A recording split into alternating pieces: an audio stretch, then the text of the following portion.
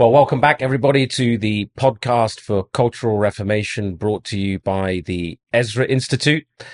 The Ezra Institute is a Christian world and life view think tank and training organization, and we engage culture and we equip believers of all ages to think Christianly and apply a biblical world and life view to every area of life. And we do that through in-person training and conferences and through print and digital resources.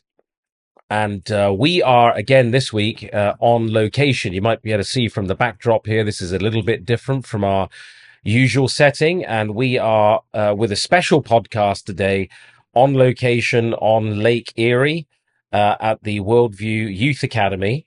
And we have two of our fellows here with us today. And so we thought we'd take this unique opportunity to have a discussion with two of our key leaders and speakers within the Ezra Institute. So one familiar face who you see often, Dr. Mike Thiessen. He's our fellow for marriage and family at the Ezra Institute. He's also our director of ministry development in the United States. And we're also joined by Dr. Aaron Rock, who is our fellow for church leadership. And he's been lecturing at the Institute's program today.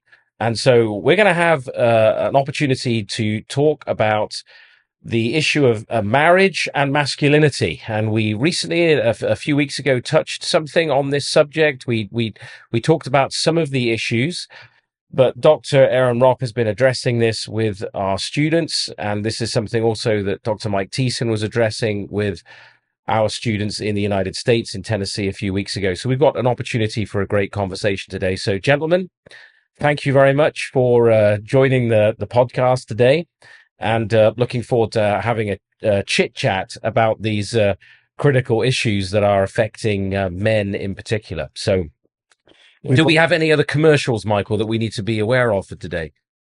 Family camp. Yes. Coming up August 25th to 28th. We still have openings. So if you're interested in that, please go to the EzraInstitute.com, and we'd love to see your family there. We're about 60% full, and that's a great inaugural year, but we're happy to pack it out. So come join us in Minnesota for a great time. And that is Lake Country, right, Michael? I mean, this is the area we're going to is considered one of the lake countries in the United States, right? It's one of the areas. Minnesota's like the northern Ontario or the southern Ontario Lake Country, Muskoka area. It's going to be fantastic. So yeah, make sure you sign up. And Aaron and I got haircuts for the podcast. We're both ready to go. I took it right down to the wood. It's looking good. I like it. A little bit more drastic, but you've had a trim, Michael. That's great. Literally with a comb and Nate Wright just messing around. So see how it goes. We should probably tell him not to give up the day job, especially since we're talking about masculinity today. All right. Well, look, let's get into our subject a little bit today, and where I wanted to start, and Aaron, let's start with you, because you've been lecturing on this today, and we can riff off this a little bit as we discuss it together. But one of the things that you were talking about to the all of the students, actually, and then with a focus on the young men this afternoon, was this whole area we're in today, where a kind of new thing culturally, I mean, effectively, if you look at it historically, this new thing, this new development in the last 100 years, some might even say less, actually, more like 60 or 70 years of dating. Mm-hmm. In the past, maybe our grandparents would have called it courting. It's this sort of period between developing a romantic interest in somebody and marriage. Mm-hmm.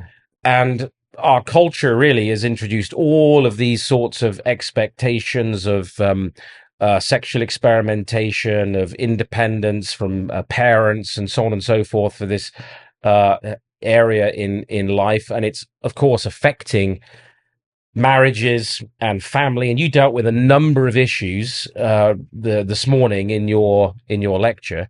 One of the areas that I thought was particularly noteworthy was when you talked about the necessity of, if you want to be married, and of course there are Christian young men and young women in the churches, and there'll be younger men and women listening to this podcast who, they want to be married. Right. but there's the whole dating game, and then there's fear of what that means. There seems to be especially fear with young men, and there's a lack of understanding of actually what that whole period between courting and marriage is meant to be about, and how we actually prepare ourselves for marriage in a culture of failure to launch.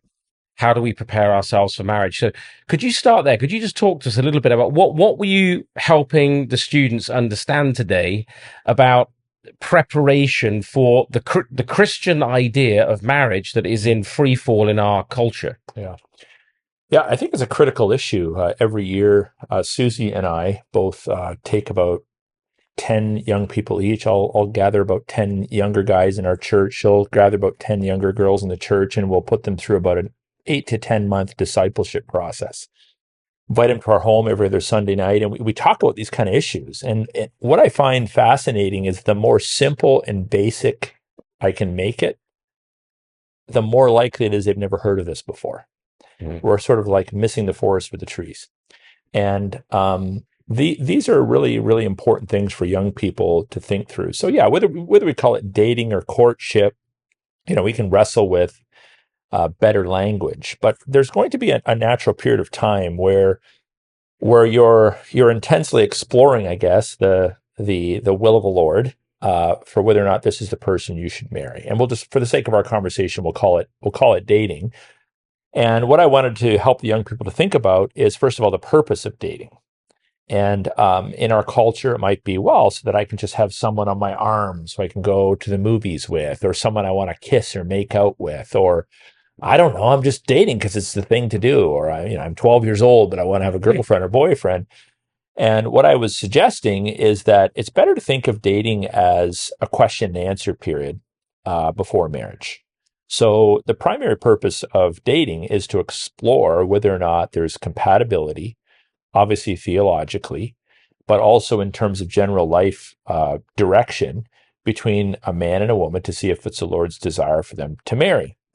And the most basic piece of advice, which I give to young people, is that I say to the men, if you want to date, you should act like, drum roll, a marriageable man. Mm-hmm.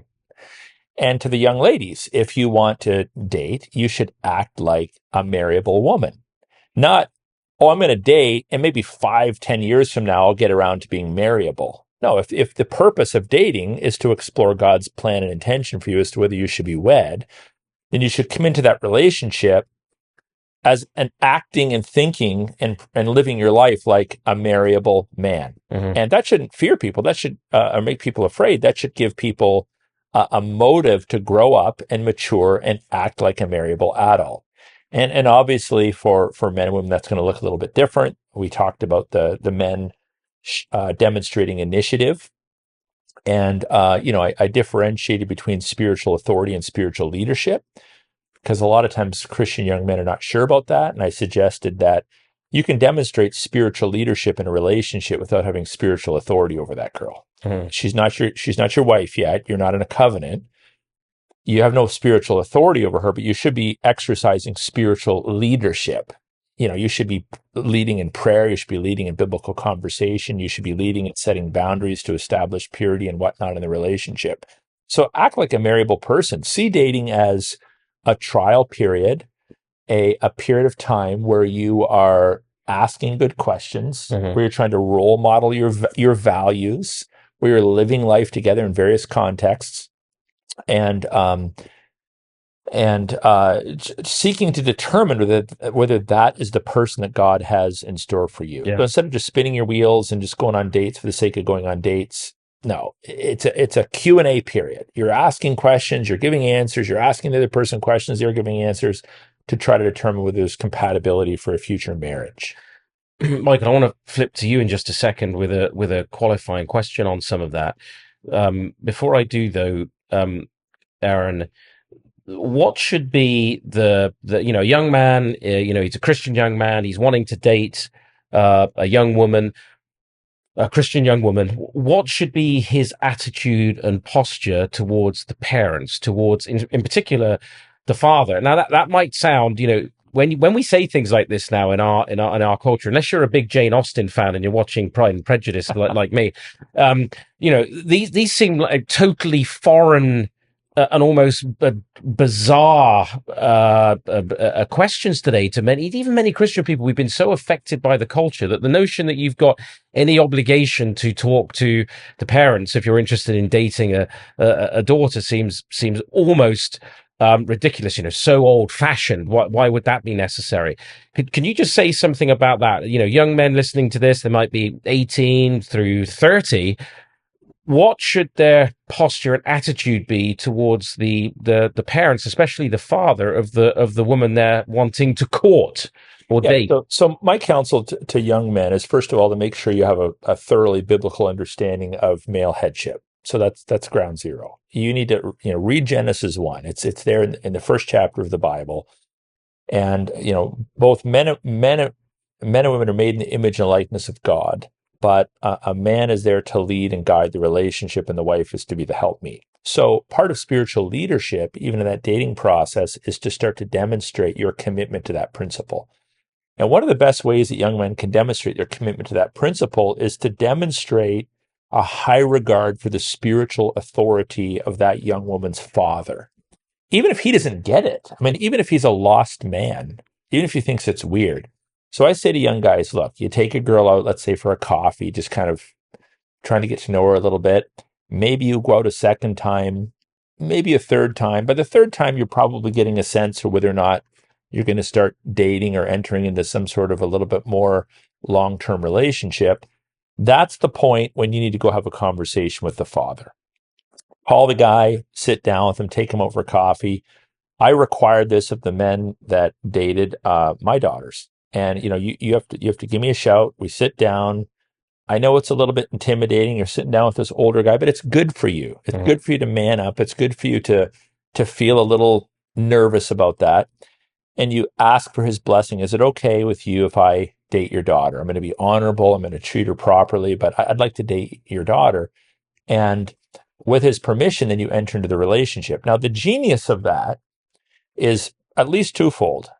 Number one, you're communicating to your potential future wife that you value male headship just by asking her dad. And number two, you reinforce to that father that you honor his male headship over the home. Now, oftentimes young men will be like, yeah, but what if he's not a Christian? Do it anyway, because it's a creational thing. Yeah. And you may actually turn a light bulb on in his mind and remind him, oh yeah, I guess I am my daughter's spiritual head. Yeah. So that's a great way to start off the relationship. And then on the heels of that, so let's say you go out 1, 2, 3 times. The fourth date, just to make it simple, before the fourth date, you have a conversation with the dad. And then I say to the young guys, the next way that you demonstrate spiritual leadership is on date number 4, date number 5. You say, hey, you know what? We need to talk about boundaries. So at the beginning of the relationship, I want to make sure this is an honorable relationship. And, I don't want to dishonor you or dishonor God. So that's when you have a conversation about sexual boundaries. And if you're not man enough to have that conversation, you're not man enough to be dating. Right. So it might be a little awkward, but you say, hey, I want to honor you. I don't want to be doing this, and this. I don't want to be doing anything, frankly, in the relationship that would cause you to be sexually stimulated. That's for marriage. I want to enter into an honorable relationship. You have that conversation. You say it out loud. The cards are on the table. Everybody knows what the boundaries are. You're only going to be blessed by that. Yeah. It's a pity. I was saying to you earlier that, when we look back to our late teens and early 20s as young men 30 years ago, this is not the kind of teaching that, for the most part, that we were receiving. It was not talked about. It wasn't addressed. This has been a big slip up. This has been a big error in the history of the life of the church in modern times, that these things have not been talked about seriously. Michael, I wanted to put to you just something coming out of what Aaron has been saying. What would you, as a pastor, as a leader, say to this now very, very typical, common occurrence that and I come across it all of the time in my work as a cultural apologist, speaking to different churches and conferences and groups. where parents have got their kids dating at like 14, 15, 16 years of age. They're in these sort of serious dating relationships. And you got fathers just this is like water off a duck's back. They don't even think about it. I would say, I don't want to go too far, but I'd say it's almost the norm in the average evangelical church today, that parents have their children dating as children. I mean, I was very clear with my children, both the girls and the boys, from the very start. You're not entering into any kind of courtship type of relationship until you're 18 years old. And actually, one of them's 22 right now. One of them's 20. And that's the two older ones of my girls, and neither of them have had a dating courtship relationship yet because they're picky. they've got standards. Yeah. What do you say? Yeah, and why not be? Yeah. Exactly. What do you say to the Christian parents listening to this? Perhaps they just have, we don't want to condemn them. They haven't thought about this. They accept the culture around them. What do you say to them about the whole purpose of courtship and dating when they've got a daughter who's 15 years old and she's in a serious dating relationship, or a son who's 16 in a serious dating relationship? Yeah. So I really like the word that Aaron used, marriageable. I call young men and women to be men and women of biblical standards. So a proverbial male, like what does the book of Proverbs say to a young man that he ought to be? And what does the book of Proverbs say to a young woman that she ought to be? And in this context, we've already answered the question early on, and a 14-year-old cannot date and act like a marriageable person. And there are a number of scriptures that talk about it. You cannot scoop hot coals into your lap and not be burned. And so to these parents, I always talk about this in the concept of, because you're just when you're saying, Aaron, have a serious conversation with her and tell that you don't want to cross any boundaries. And what I was thinking in jest, the way a typical male would be thinking, well, tell her that you want to, but you're not going, because that's partly the issue. Men are entering in to dating relationships for a physicality. They're hoping for the physical nature of the relationship to change. And so to these parents, I would be saying, your young children cannot, they can't, they're not on a quick path to marriage. They're not acting even with the worldview and the age to be able to act as a marriageable or a standard young adult. They're still a child. And so, for me, you said 18. For my kids, it's, you've got to have a pathway to marriage, meaning if you feel that you're being pulled to date, then my questions for you would be, if this were to go somewhere quickly, what's the plan? What is the plan? And are you capable? Because that's another measurement for me. So character and competency are both two things that the book of Proverbs talk quite a bit about. Competency is different than character. Character is your moral quality, your moral integrity. Competency is you've done some stuff before and you can produce. I think, Aaron, you use that word produce as well. No, we're not saying, of course, that both of you guys would say we're in a culture which excessively delays marriage, right? Which tries to endlessly put, so the balance there. Talk to us a bit about the balance, because we don't want our kids putting off marriage into their 30s and so on and so forth. Yeah. And we should be raising them so that they are marriageable at the point of maturity. So maybe just comment on that before I pivot back to Aaron with a... Yeah. So start dating later, start courtship later. Loved all the stuff that you were talking about, Aaron. And then the opposite of what culture says, get married when there is undue strain. So 1 Corinthians 7 talks specifically about a young man, if he feels like he's treating his girlfriend, the Greek is just the girl, his girl, in an impure way, they should be married rather than burn with passion.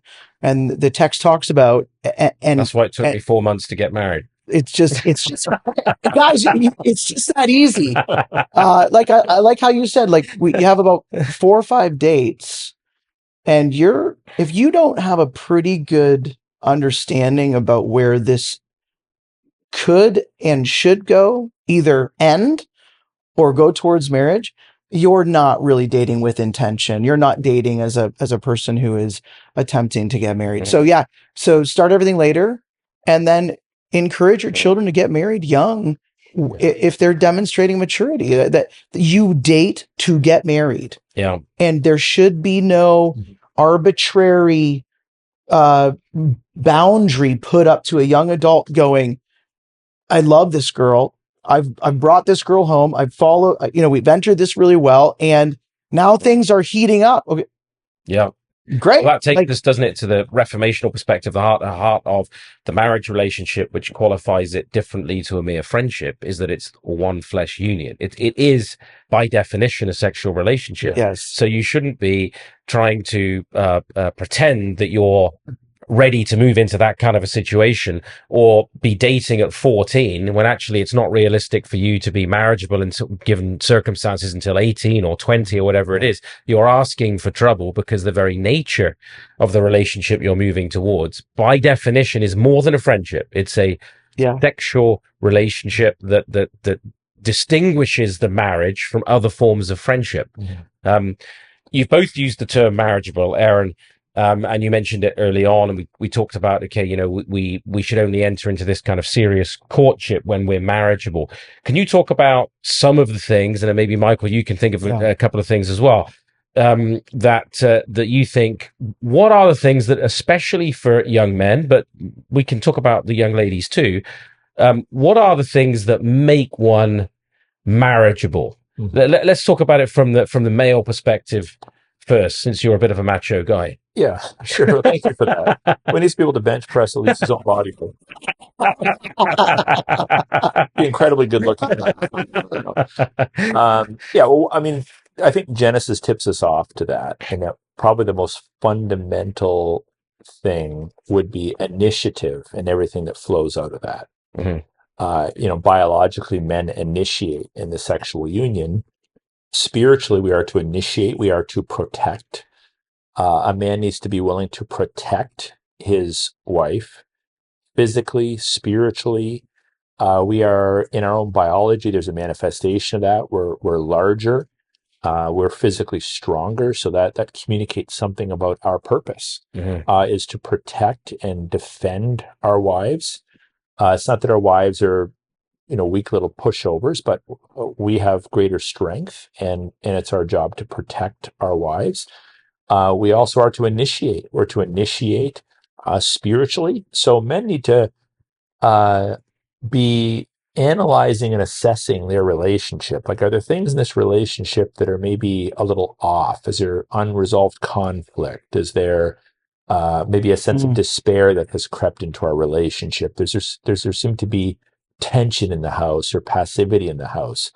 We shouldn't have to wait for our wives to tap us on the shoulder. I mean, sometimes they will, but tap us on the shoulder to deal with those. Part of a male initiative is not just responding to your wife's requests, but initiating, guarding the union. And you can start to demonstrate those kind of character qualities in a dating relationship. And so you should. Again, a difference I would say between having authority over her. You don't have authority over her until she says, I do, but you can still show spiritual leadership. You can show a sense of direction in life. So some very practical examples. Let's say a young guy wants to go on a date with a young girl, and he says, he calls her, whatnot. First of all, you don't text. Okay, you make a phone call. There was no such thing as texting in our day, was there? We didn't text a girl. You talked to a girl. There weren't any texts. Be a man. Don't send an email. Don't send a text message. I mean, actually have a conversation. I know it's intimidating. I remember those days, but you call her up, and hey, I was wondering if maybe you'd like to go out. And she says yes. Well, the next question from the guy is now, well, where would you like to go? Oh, I don't know. Where would you like to go? Well, I don't know. Where would you like to go? That's not leadership. You initiate. You say, hey, I'd like to take you to, and name the restaurant or the coffee shop or whatever. These little things, we often win or lose in these little things, because those little things are expressions of the bigger thing. Are we men that can see around the curve in the road, that know the direction we're headed, in our relationships, and are we willing to actually lead? So in these little things, initiating prayer, initiating spiritual conversation, learning to ask good questions. A simple question like, hey, what's one of your greatest highs and lows right now? I mean, that opens up the door for all sorts of talk. Yeah.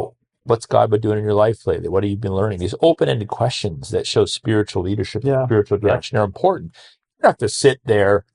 I mean, you're allowed to ask questions like, what's your favorite sport? Or, do you like dogs or cats or whatever? I mean, you can have casual conversation. That's part of life. But inserting these meaningful, thoughtful questions, any godly woman will pick up on that and really appreciate that.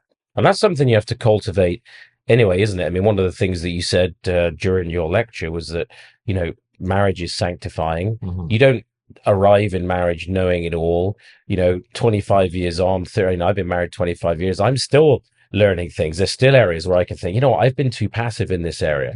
If wives were on the podcast right now, they'd have a lot of fun. Jenny's been sending Susie emails. No doubt, getting some advice, I suspect. But I remember when I was courting Jenny, we were writing letters to each other. That we've lost the art of letter writing, but there's a sanctifying aspect to marriage. When you're courting, there's a sanctifying aspect to that, as well as you're learning some of these lessons.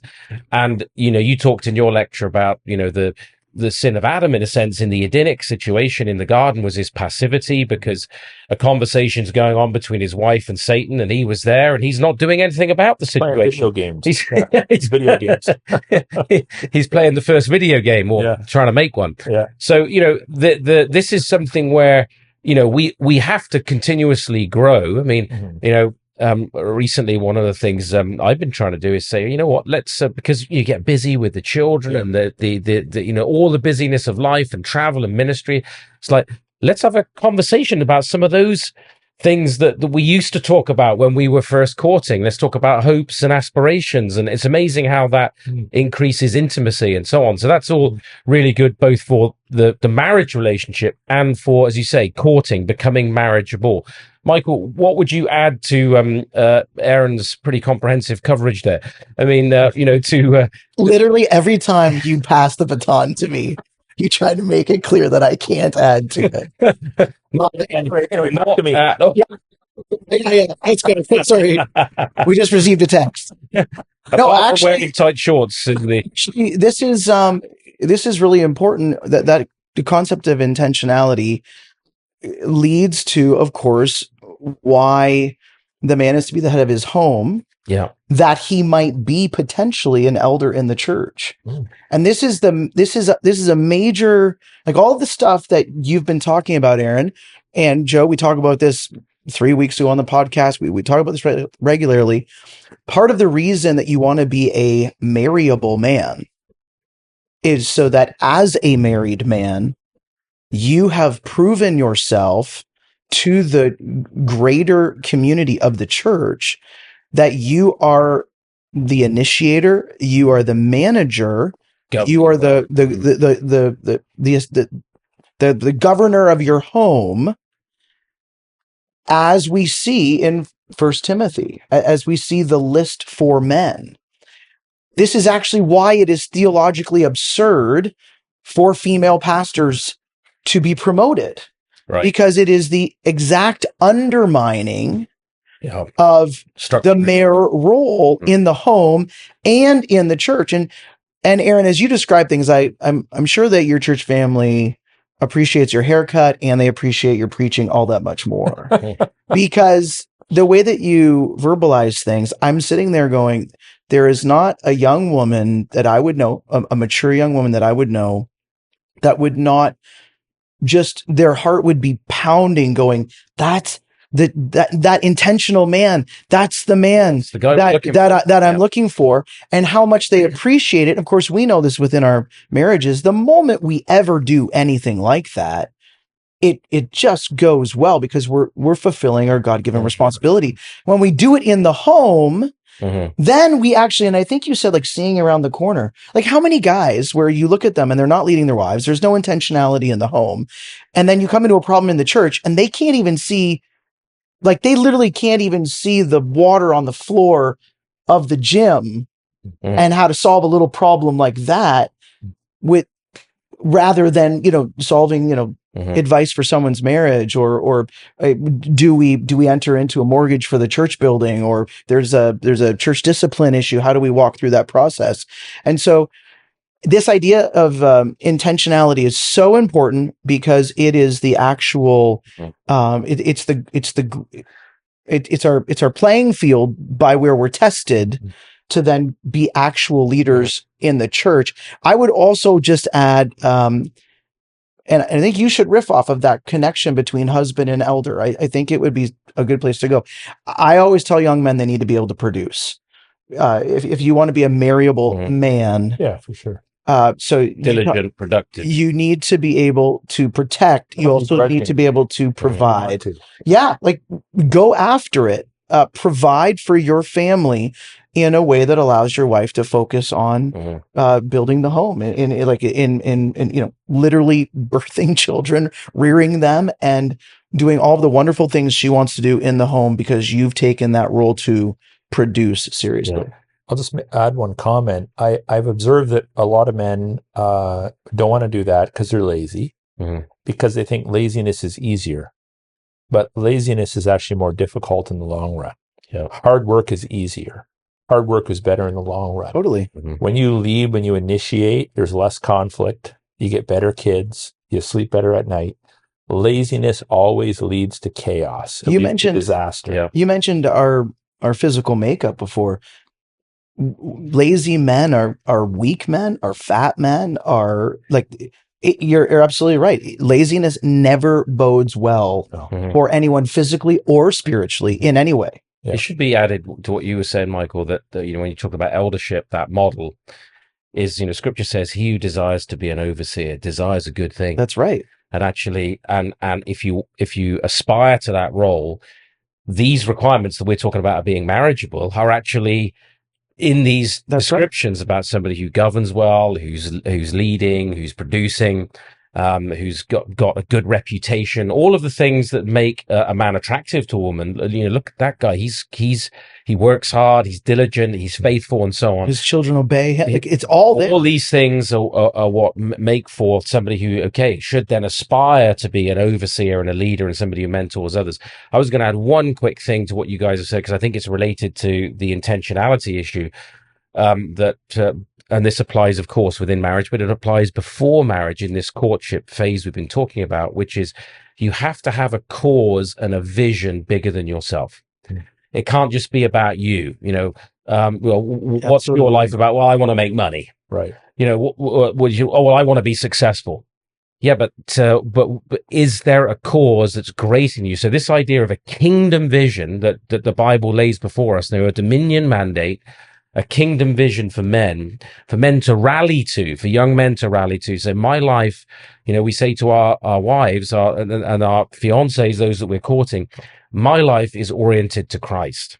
And my concern in life, in whatever he calls me to, is the advancement of his kingdom and his purposes. And I need a helper, a partner in that. Will you join me? Yeah. Will you go with me and let's go together, to serve the Lord in our lives as parents, and in our vocation and whatever it is, that this is actually unto the Lord, which is, of course, when there's direction given to husbands and wives about mutual submission and so on, and the headship of the man and the roles and responsibilities, it is, submit to your husbands as to the Lord. Right. Right. It's we're doing this for Christ. Yeah. And if it's just about us and it's all selfishness, that those kinds of relationships steadily implode, because when the person that you're romantically interested in, and you think, they are going to meet my needs, they're the fulfillment of my dreams, and you enter into the marriage relationship, and as human beings, fallen human beings who aren't God,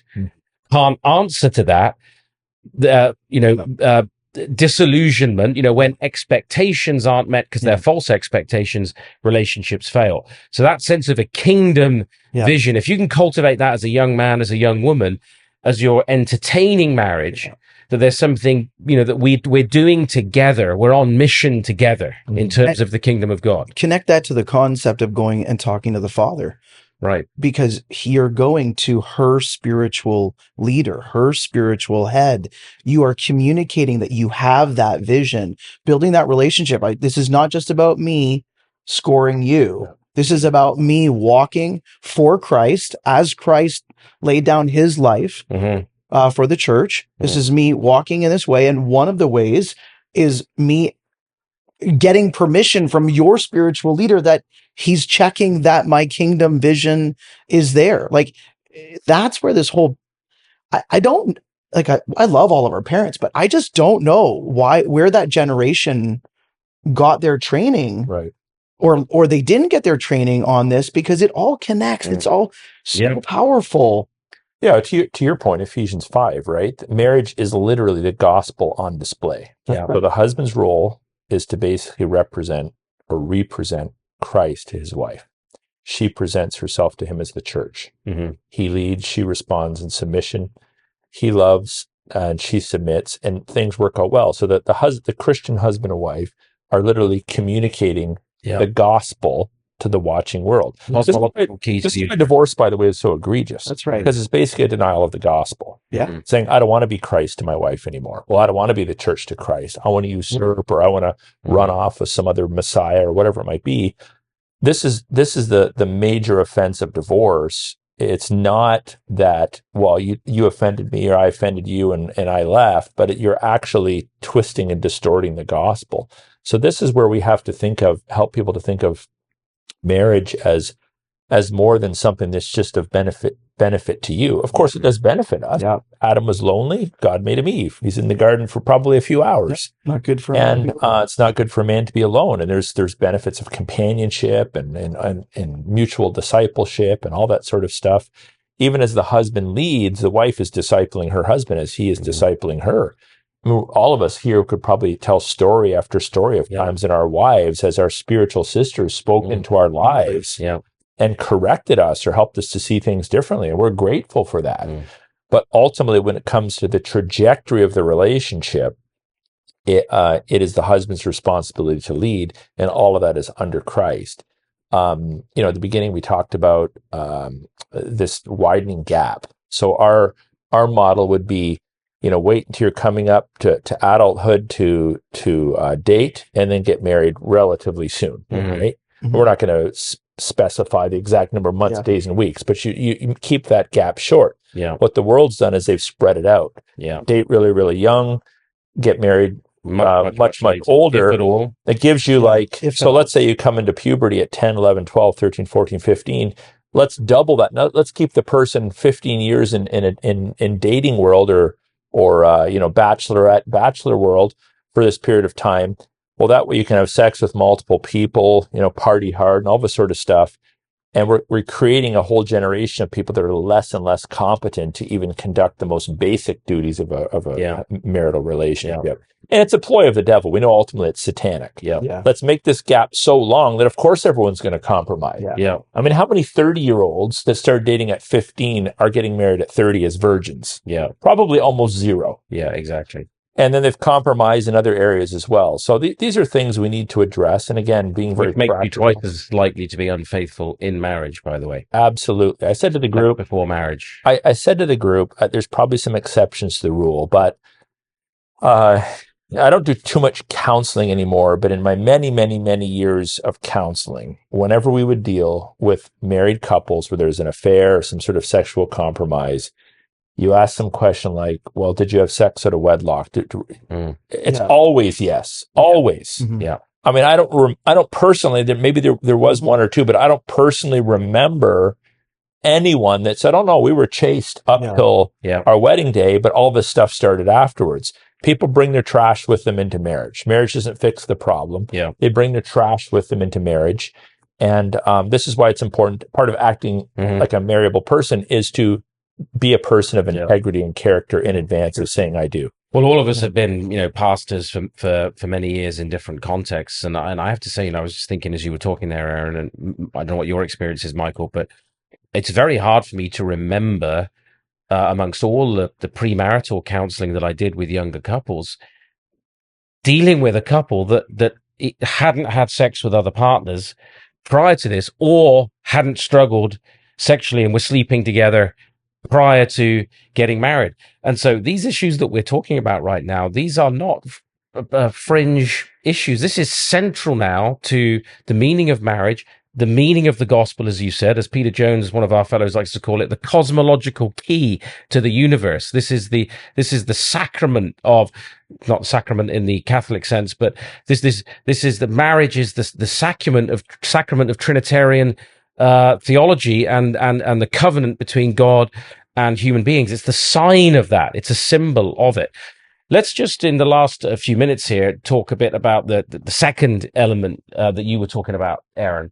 The lies that men believe that actually hinder them from wanting to move forward with identifying a suitable spouse, being serious then about being marriageable, courtship, and then not endlessly delaying marriage. And you were talking about how that's actually driven a lot by lies within the culture that we believe, and that hinders us. Can you talk to us about some of those? What are some of the lies that younger men believe today that are hindering moving forward in this area, and actually us living up to the biblical standard? Because if we're going to recover Western civilization, we have to get this bit right. Right. Yeah. Yeah. And I'll put them all into the heading of fear. Okay. They're all into the heading of fear. That's the response to these lies. And I know this well because when I disciple young men every year, and I sometimes challenge them, I say, I don't understand. Like, you seem like such a good man. You love the Lord. There's like 100 single women in our church. Like, what are you waiting for, bud? And many of these guys initially don't know how to respond to that. But when you start to talk to them about it, you discover it's fear. Yeah. I'm not sure that I can do it. I'm not sure what she'll think. I'm not sure I've overcome all my issues. So it's fear. And that fearful response, yes, comes from lies. So one of the lies is that men and women are totally equal in terms of their function, in terms of their capacity, in terms of everything else. We would say, no, they're ontologically equal. They're both made in the image and likeness of God. But men and women are different, and that's part of what makes relationships beautiful. Mm-hmm. That's part of the mystery of pursuing the other for life and never really figuring that person out fully because they're so different. And there's lots of jokes. There's lots of jokes. Pursuing the other for the rest of your life without ever understanding the point at all. I've said this many times. One of the sources of conflict in marriage is not understanding that that's a beautiful thing. Mm-hmm. Okay. Mm-hmm. One of the joys of marriage is like when my wife does or says something, I'm like, man, I still don't really understand her. There's mystery there, but it also motivates you to try to understand that person better. Good. Mm-hmm. It's like marriage is sanctifying. Marriage is wonderful, but the point I want to make is that men and women are not the same. We're not the same. Now, I was using an illustration from the political realm. So let's take our beloved leader in Canada, Justin Trudeau, who would be the first to march in a transgender march, or the first to insinuate that gender is fluid, or you can pick your gender, all this sort of stuff. Like, apparently there's no such thing as gender anymore. But then he appoints, as the head of our military, our first female general. And all he's talking about is our first female general, female general. It's like, diversity hire. So suddenly gender does matter, and suddenly you're acknowledging gender, but in other situations it doesn't matter. Well, this is all a subtle attempt to say to men, actually, you don't matter. Yeah, you don't matter. So it only cuts one way; it doesn't cut both ways. They elevate women. They're always talking, a woman got this role, a woman was appointed this. It celebrated a woman's accomplishments, but men aren't celebrated in our culture. Men aren't honored in our culture. Especially honorable men aren't honored in our culture. Now, you can be honored as a man if you act like a woman, and I think on a deep psychosocial level, that's why so many men are acting like women, because they know that's the way to get honored, right? That's why you have transgenderism, for example. Men are trumpeting what wonderful feminists they are, for example. Yeah. So there's young men, and it's probably more subconscious than conscious, are unclear on what maleness is and how that's different than femaleness, and they're not quite sure how to approach or interact with a woman. They're also told they're sexual animals and deviants. I mean, the Me Too movement brought that to the forefront. So in a court of law, we've always said you're innocent until you're proven guilty. But the Me Too movement inverted that. Now you're guilty because you're a man until you're proven innocent. Well, that causes men to walk on eggshells because they don't want to be, accused of things they didn't do or accused of saying things they didn't do. So that's another lie that men believe. A third one that I shared is, well, you're just going to be like your dad anyway. Now, suppose you have a wonderful father and you're like, well, I'd kind of like to be a lot like my dad. But, many of us come from backgrounds where we love our fathers, but our fathers had some significant deficits in their lives. Right. Or even in the case of my own, love the guy to death, but he's not a born again believer. So, looking at the breakdown of my parents' marriage when I was 10 years old and all the drama and the pain that came out of that, it's an intimidating thing. Like, I don't want to repeat the sins of my forebears, right? I have a keen interest in family history. And, I was researching my family history a little bit. And I'm like, oh, okay. So my parents divorced and my grandparents they were expecting their second child before they got married. I didn't realize that. And then, my great-great-grandmother had her first child out of wedlock. And it's like, is this like a generational curse? Is this like a generational, sin here? No, I don't believe in that, but it can undermine a person's confidence, right? It can undermine his confidence.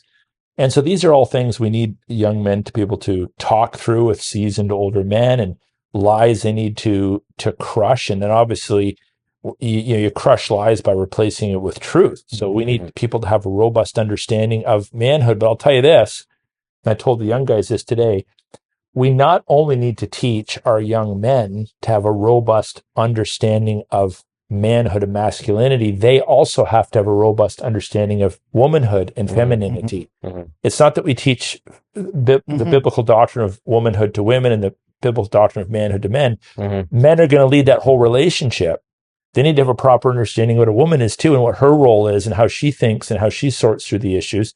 And we're not going to expect the same kind of insight from guys in their 40s and 50s as we are of an 18 or 19-year-old. But men need to be affirmed that as you submit to the law of God and read the Word of God and are empowered by the Spirit of God, you may not be as experienced as we are in sorting through these issues, but you can do it. And God wants you to do it. He wants you to lead. So go for it.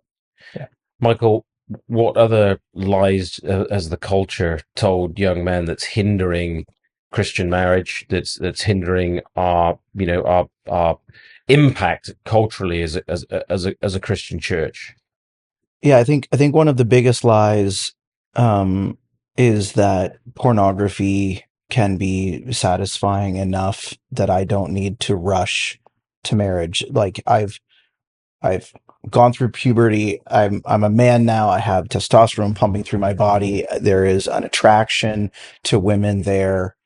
And instead of pursuing a godly course, remaining pure, and seeking to be married young and knowing your role in the relationship and how you're going to lead her, setting all of that grand vision that we've been talking about aside, and thinking just because there's some release, just because there's some feeling, it's not worthy pursuing the Lord. So I think believing that lie that's a satisfying lifestyle. You always, Joe, when we're on the show, you always make jokes about staying at home playing video games. Like, it's if a guy's up at 1:00 in the morning with his laptop open, like, it's video games or something else, and that's it, and so they can be captivated, and they can be drawn into kind of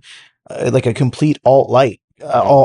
I'm up late doing all of these things that are unproductive, and that is supposed to be satisfactory, which, even in the mystery of pursuing our wives who we don't fully understand, we know the richness of that. That's one thing, as we've had this conversation, sexuality is such a beautiful intimacy.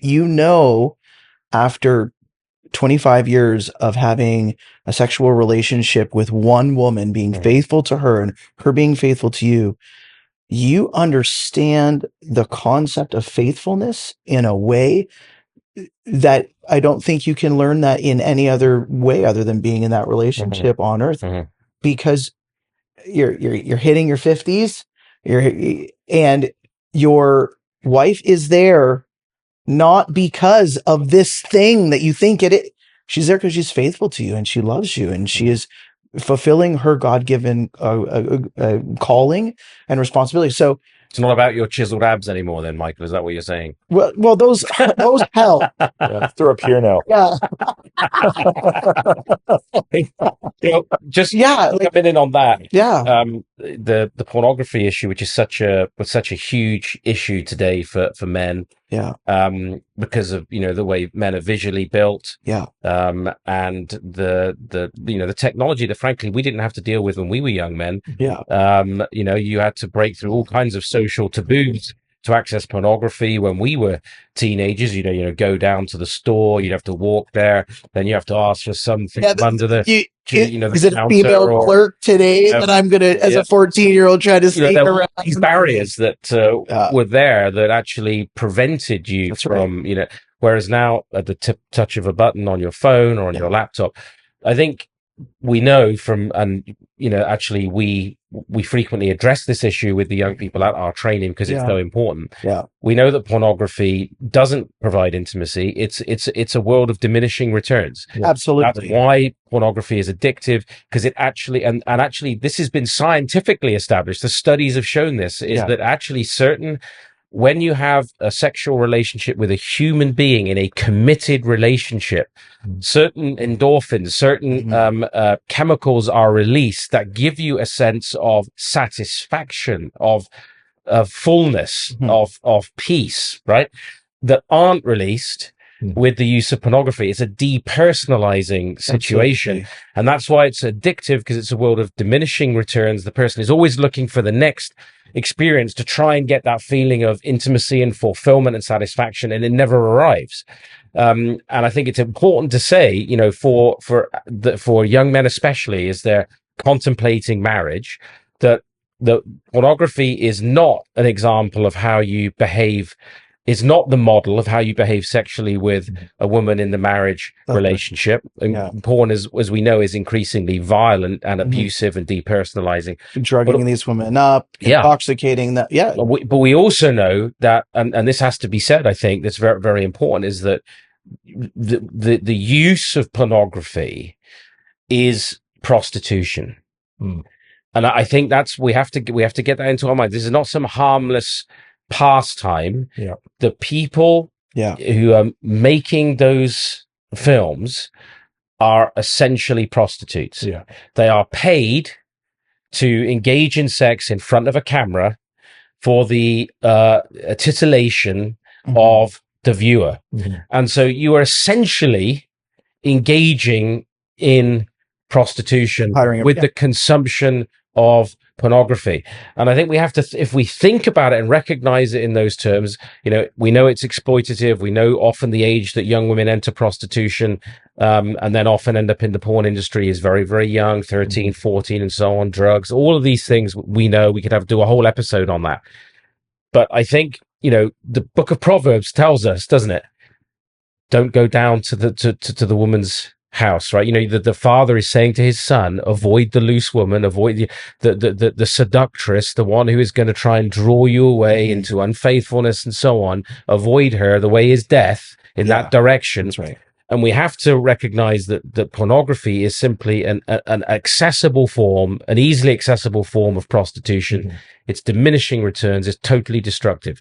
Aaron, do you want to add to that? Yeah, I think that one of the lies that we believe that frankly Adam and Eve bought into in the garden was that God is a cosmic killjoy. Right. He's holding out on you, right? So the fruit, he knows you're going to be like him, and we need to remind ourselves regularly that God is actually a benevolent ruler, not a cosmic killjoy. So therefore, one would expect at any time and every time, in fact, we violate God's word, that there's a consequence to that.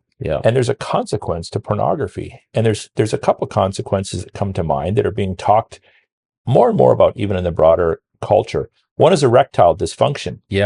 So we have men as young as their mid-30s who have been addicted to pornography, then can no longer get an erection, which is required for sexual intercourse. Mm-hmm. So they're ordering the blue pill. Mm-hmm. This isn't for 90-year-olds. This is for young men. Yeah. And this is leading to increased instances of impotence in young men. Young men in their 20s. And even. Culture sees the opportunity for profit, who doesn't want to confront the root issue so about create it. another medicine for it. So they create another medicine for it, when in reality, the problem is being addicted to it's like hiring prostitutes. Yeah, so it's like surprise. Yeah. When we live our lives according to God's laws, and this makes people snicker, I think, at times, and maybe in part it's intended to, because it helps it be more memorable. But we could say without question, Christians have the best sex. Mm-hmm. When Christians are obeying God's laws and they're committed to their husband or wife for life, your sexual life increases. And we're not just talking about the mechanics of it, the trust, the intimacy, the loyalty, that's the giving of self-giving, the self-giving.